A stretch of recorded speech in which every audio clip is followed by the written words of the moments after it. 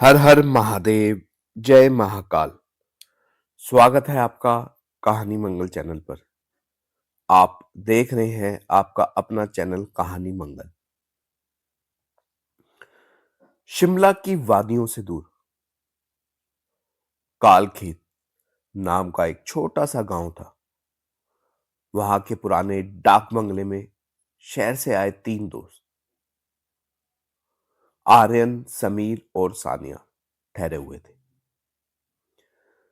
स्थानीय लोग कहते थे कि सूरज ढलने के बाद उस बंगले की सीढ़ियां नहीं चढ़नी चाहिए, लेकिन इन तीनों के लिए यह महज एक एडवेंचर था। रात के 2 बज रहे थे। बाहर मूसलाधार बारिश हो रही थी और बिजली की कड़कड़ाहट रूह कंपा देने वाली थी। दहशत की शुरुआत तब हुई जब अचानक सानिया की चीख निकली, वहां खिड़की के पास कोई है। आर्यन ने टॉर्च जलाई, लेकिन वहां कोई नहीं था। सिर्फ बारिश की बूंदें कांच पर गिर रही थी। समीर ने हंसते हुए कहा, डरो मत, हवा होगी। पर तभी सानिया ने फर्श की ओर इशारा किया। वहां गीले पैरों के निशान थे। वे निशान खिड़की से शुरू होकर कमरे के बीचों बीच रखे उस भारी लकड़ी के संदूक तक जा रहे थे। हैरान करने वाली बात यह थी कि निशान इंसानी पैरों के नहीं थे, लेकिन उनमें उंगलियां 6 थी।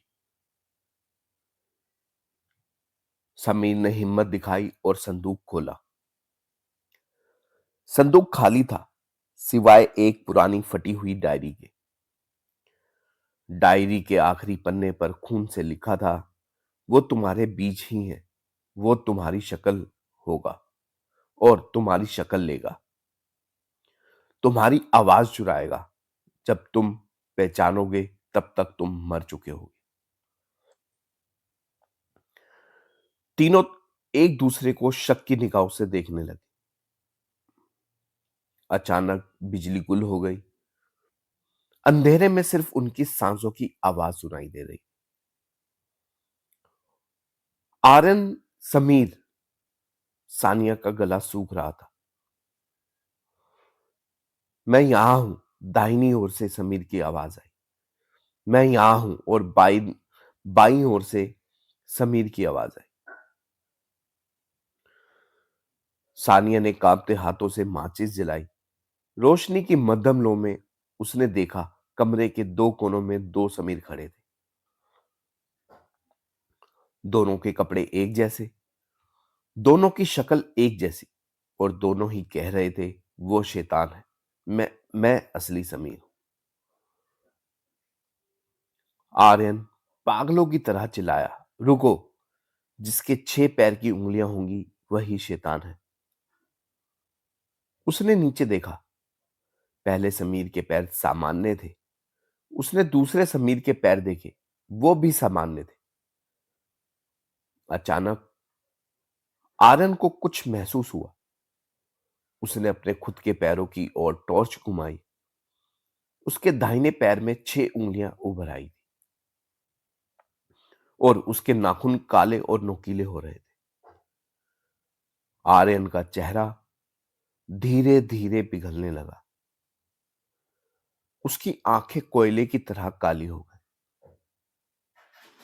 वह आर्यन नहीं था। शैतान ने आर्यन को मार दिया था और उसकी खाल ओढ़ ली थी। असली आर्यन तो उसी संदूक के नीचे दबा हुआ था, जिसकी लाश अब तक ठंडी हो चुकी थी। वह इंसान के भेष में शैतान था। सानिया और समीर की आखिरी चीख उस तूफानी रात के शोर में कहीं गुम हो गई।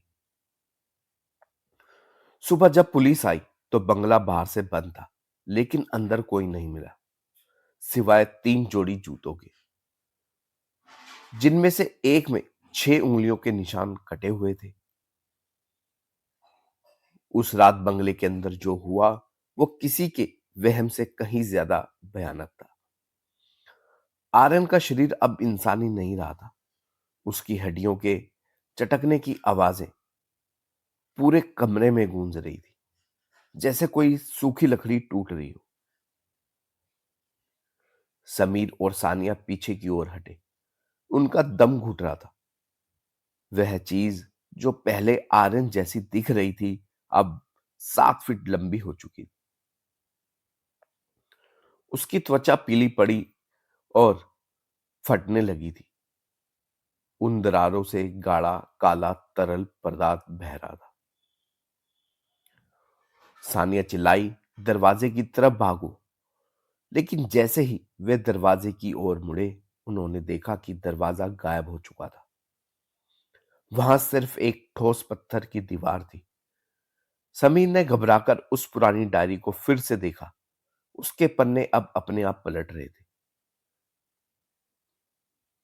डायरी के बीच में एक पुरानी तस्वीर चिपकी थी। वो तस्वीर उस बंगले के पहले मालिक की थी, जो हूबहू समीर जैसा दिख रहा था।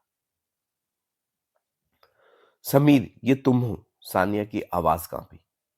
समीर के चेहरे पर एक अजीब सी ठंडी मुस्कान आई। नहीं सानिया, ये मैं नहीं हूं। ये यह हम है। तभी सानिया को एहसास हुआ कि ठंड आर्यन की तरफ से नहीं बल्कि समीर की तरफ से आ रही थी। समीर का साया फर्श पर नहीं बन रहा था। अचानक जो शैतान आर्यन के रूप में खड़ा था वह जमीन पर गिरकर तड़पने लगा। उसकी आवाज असली आर्यन जैसी हो गई। सानिया बोली, भागो समीर, भागो। यह जो तुम्हारे पास खड़ा है वह पुरानी रूह है जो इस बंगले की मालिक थी। सानिया का दिमाग चकरा गया। कौन इंसान था और कौन शैतान? एक तरफ आर्यन था जिसकी शक्ल डरावनी हो चुकी थी लेकिन आवाज में दर्द था। दूसरी तरफ समीर था जो दिखने में सामान्य था लेकिन उसकी आंखों में कोई जीवन नहीं था, खौफनाक आंध था। समीर ने सानिया का हाथ पकड़ा। उसका हाथ बर्फ से भी ज्यादा ठंडा था। सानिया ने झटके से अपना हाथ छुड़ाया और दीवार पर लटकी एक पुरानी कुल्हाड़ी उठा ली। करीब मत आना, वह चिल्लाई। तभी कमरे की सारी खिड़कियां एक साथ टूट गई। हजारों कुएं अंदर घुस आए। अंधेरे और पंखों के शोर के बीच सानिया ने कुल्हाड़ी चलाई। एक जोरदार चीख गूंजी। जब बिजली कड़की तो नजारा रूह कंपा देने वाला था। सानिया ने कुल्हाड़ी समीर पर नहीं बल्कि उस आर्यन पर चलाई थी जो उसकी मदद करने की कोशिश कर रहा था। मरने वाला असली इंसान आर्यन ही था जिसे शैतान ने अपनी माया से राक्षस जैसा दिखा दिया था। अब कमरे में सानिया अकेली थी और उसके पीछे समीर खड़ा था। समीर का जबड़ा अब धीरे धीरे चौड़ा होने लगा। इतना चौड़ा कि वह सानिया के पूरे सिर को एक बार में निगल ले। इंसान की सबसे बड़ी गलती यह है सानिया की वह बुराई को चेहरे में ढूंढता है जबकि बुराई उसकी आंखों के सामने दोस्त बनकर खड़ी होती है। जब गांव वाले पुलिस के साथ पहुंचे तो बंगला पूरी तरह खाली था। धूल भरी मेज पर 3 चाय के कप रखे थे जिनमें से अभी भी भाप निकल रही थी। दीवार पर खून से एक नई लाइन लिखी गई थी, अगले मुसाफिरों का इंतजार रहेगा। पहाड़ों की ढलानों पर आज भी लोग कहते हैं कि जब बारिश होती है तो उस बंगले से 3 लोगों के हंसने की आवाज आती है, लेकिन उनमें से एक हंसी इंसान की नहीं होती। तो दोस्तों, ये थी वीडियो जो आपने सुनी, कहानी इंसान या शैतान।